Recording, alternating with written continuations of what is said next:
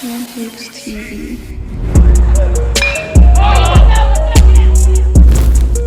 What's up, y'all? It's Chan Hicks, current Savannah State baseball player and content creator. And as you can tell by the thumbnail, I'm going to be talking about how we beat the University of Tampa and everything that led up into that University of Tampa game a couple of days ago. I'm making this video because not only do I feel like Savannah State baseball hasn't gotten some of the respect that is needed, I feel like HBCU baseball in general doesn't always get the respect that is needed. So I figured I'd take this as an opportunity to just make a video that informs people a little bit, gives people a little bit of insight on what led up to this, and then give people insight on what it was like playing the currently number one or number two ranked team in the country, depending on what site you're looking at. If you are not familiar with the University of Tampa's baseball program, they are the defending national champions in Division II baseball, and they've won the past 2 years. So they're every year number one ranked team. We here at Savannah State are not currently ranked. 2 years ago, we were preseason top 25 in a particular poll, but we are not ranked here at Savannah State. So obviously we were not expected by anybody on the outside to win this game. So you might be seeing this and thinking, well, these guys beat the University of Tampa. Their season was probably going great all year. That's actually not what happened. We started the season 1-5. And if you look at some of those losses, we got blown out in some of those losses. And it was never a matter of talent, which is why none of us panicked. We knew that we were going into those games beating ourselves from maybe it was walks this game, maybe it was errors this game, maybe it wasn't timely hitting, or maybe it was a small combination of all three. We just weren't doing what we needed to do to win baseball games. And the thing that struck us the most was like we knew it was something we could fix, and we could fix pretty quickly. One thing about Savannah State baseball is that we don't panic. Coach Burgos preaches not panicking, and we also, as players, we tell ourselves, look, don't panic, it's good. You make an error, it's all right. You strike out, it's all right, don't panic. When we were 1-5, we were all saying, don't panic, let's just keep chopping, and let's keep at it. So 2 of our first 5 losses came at the University of Fort Lauderdale. A lot of mistakes on both sides of the ball. But like I said, it was something we could fix. So we rolled into the next series and played another good team, University of Illinois Springfield, and we got swept. 2 of those games were blowouts. One, they came back on us in top of the 9th, and we couldn't get anything in the bottom. And when we left that series, after we got swept at home, by the way, we as a team, we just said, look, if somebody's going to beat us, they're going to have to actually beat us with us playing clean baseball. Well, we're making the plays, we're throwing strikes, we're hitting the ball, we're driving runners in. They beat us like that. Of course, nobody likes to lose, but if you lose like that, it's like, okay, you did everything you could do. So from that point on, we really just made it a focus at practice every day to where, look, if somebody's going to beat us, it's going to be by us doing everything the right way from start to finish. After the University of Illinois Springfield series, we were 1-5. We go into the Clark Atlanta series, which is our first conference games. They played us really tough, but we ended up getting the sweep. So we're now 4-5. So 3 wins in a row. We're starting to get it rolling. That following week, we played Voorhees for a midweek game. We beat Voorhees, who also played us tough. At this point, we're back at 500. We're 5-5, going into Kentucky State, who we also played at home. Kentucky State, they played us really tough, but we ended up getting the sweep. So now we're 8-5. We've won 7 straight going into the University of Tampa game. So we as athletes were taught, hey, take everything one day at a time, one game at a time, which I definitely agree with. But when you have a chance to knock off the number 1 team in the country, you're going to circle it on your calendar. That's not going to be something that you're like, oh, it's just another game. Even though it is just another game, that's a game that you're going to have an extra push for, because I don't think people understand, like, nobody besides our school and probably our families, our coaching staff and stuff, expect us to win that game. Nobody. That's why my phone was blowing up so crazy after we won.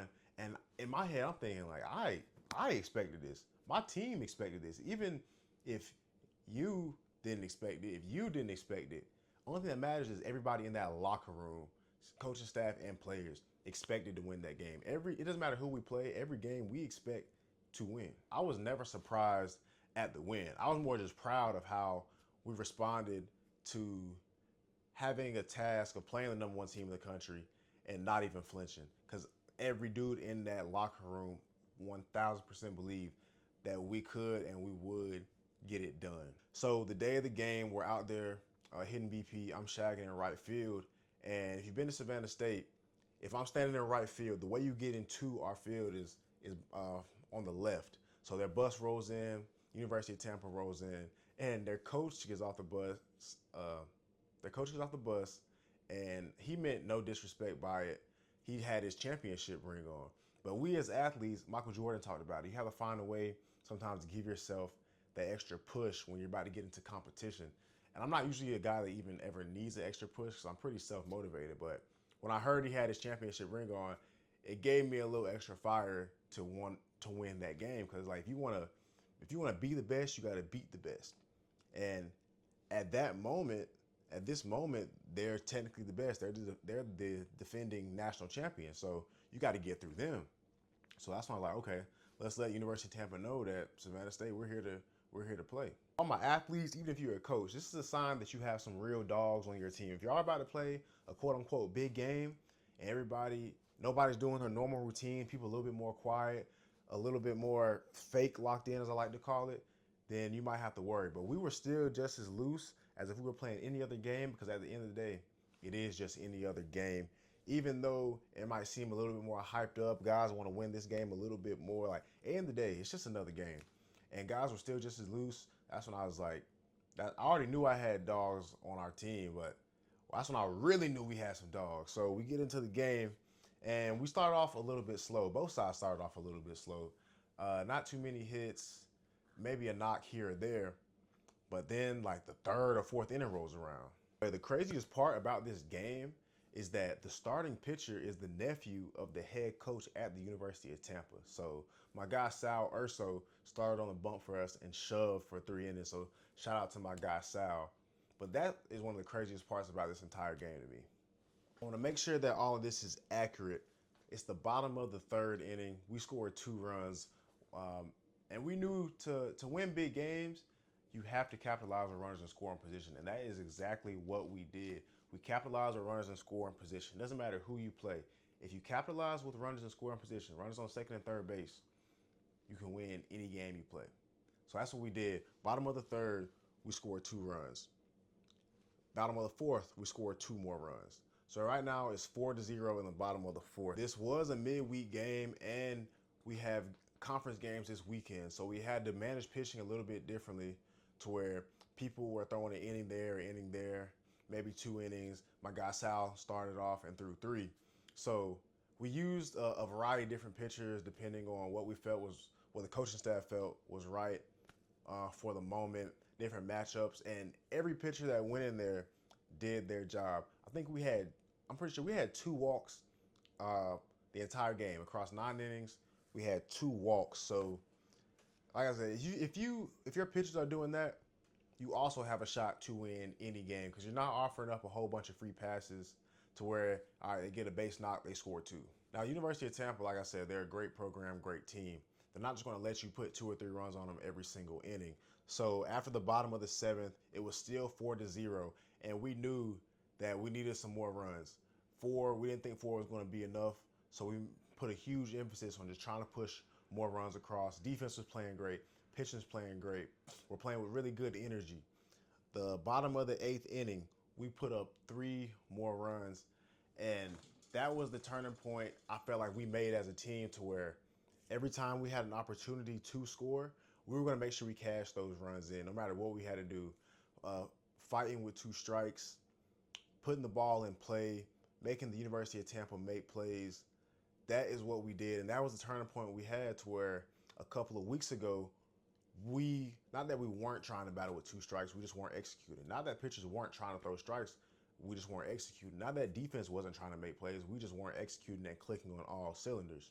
So like I said, bottom of the 8th inning, we score 3 more runs. So at this point, it's 7-0 going to the top of the 9th.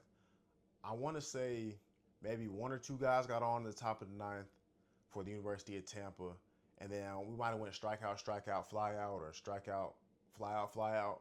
But either way, we got 3 outs.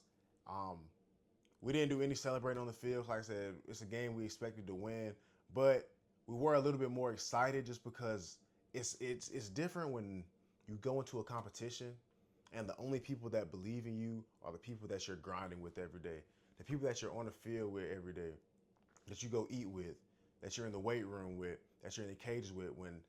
When you and your guys get it done, when thousands of other people pretty much said there's no way, when people that watch you say there's no way, that's just a great feeling in itself. Not that it was the University of Tampa that we beat. That's not our championship. Our goal isn't just to beat the University of Tampa. No, our goal is to get to a national championship and win it. Our goal is to, at first, just win the conference. That's our goal. But I think what people are getting misunderstood is, are they just happy to beat Tampa? No, we're proud that not only did we prove people wrong, more importantly, we proved ourselves right. That we can compete with anybody in the country on any given day, and it doesn't matter. You guys might have seen the title and said, oh, he's saying how they beat Tampa. He's going to give scouting reports and what to do and this and that.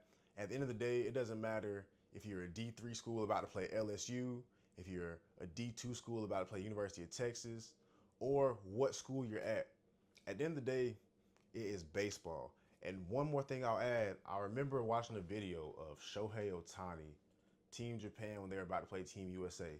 And what Shohei Ohtani was telling his team was, do not idolize those guys, because then you won't be able to beat them. If you put them on this huge pedestal, it's going to be hard to view them as real opponents, who's somebody who you're trying to beat.